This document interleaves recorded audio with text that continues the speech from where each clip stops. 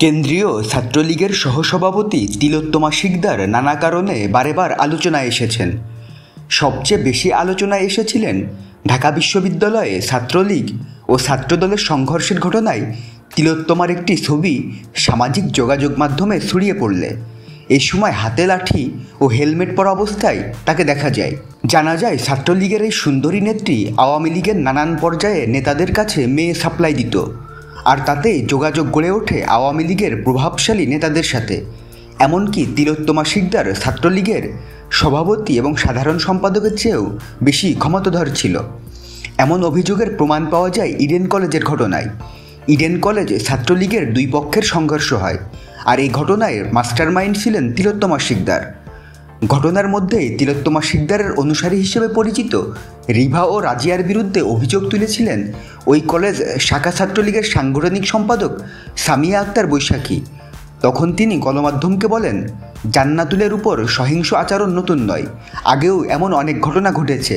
বৈধ রুমের মেয়েরা উপস্থিত খাতায় স্বাক্ষর করার সময় সভাপতির অনুসারীরা তাদের ছবি তুলে রাখেন, সেখান থেকে সুন্দরীদের বাছাই করেন। পরে বাছাইকৃত মেয়েদের রুমে নিয়ে বিভিন্ন ধরনের হুমকি দিয়ে খারাপ উদ্দেশ্যে তাদের বিভিন্ন ধরনের কুপ্রস্তাব দেওয়া হয়, কারণ তারা ওই মেয়েদের দিয়ে বিভিন্ন ধরনের ব্যবসা করাতে চান। কিছুদিন আগে একজন মেয়ে কান্না করতে করতে এ বিষয়ে বিবৃতি দিয়েছেন উল্লেখ করে বৈশাখী বলেন, কলেজের কর্মকর্তারা সবাই বিষয়টি সম্পর্কে জানে, কিন্তু সভাপতি ও সাধারণ সম্পাদকের কাছে তার সবাই জব্দ।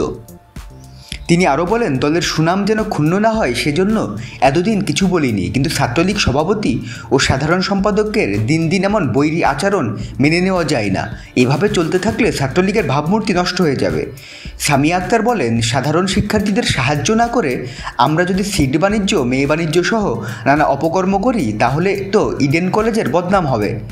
ইডেন কলেজের ছাত্রলীগের দুই পক্ষের সংঘর্ষের পর ঘটনা তদন্তে 2 সদস্যের কমিটি গঠন করে ছাত্রলীগ। সেই কমিটির একজন তিলোত্তমা। সেই সময় তিলোত্তমা নিশির তদন্ত কমিটি মানে না জানিয়ে সংবাদ সম্মেলন করে কলেজ ছাত্রলীগের একটি অংশ। তাদের অভিযোগ, কলেজ ছাত্রলীগের সভাপতি, সাধারণ সম্পাদক এই দুজনের আস্থাভাজন।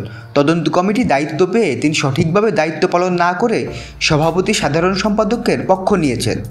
এছাড়া ইডেন কলেজ সংঘর্ষের পর ইডেন কলেজ বিদ্রোহী অংশের নেতাকর্মীরা অভিযোগ করে বলেন, ইডেনে তিলোত্তমা শিকদার এবং বেনজির হোসেন নিশির নামে রুম বরাদ্দ আছে।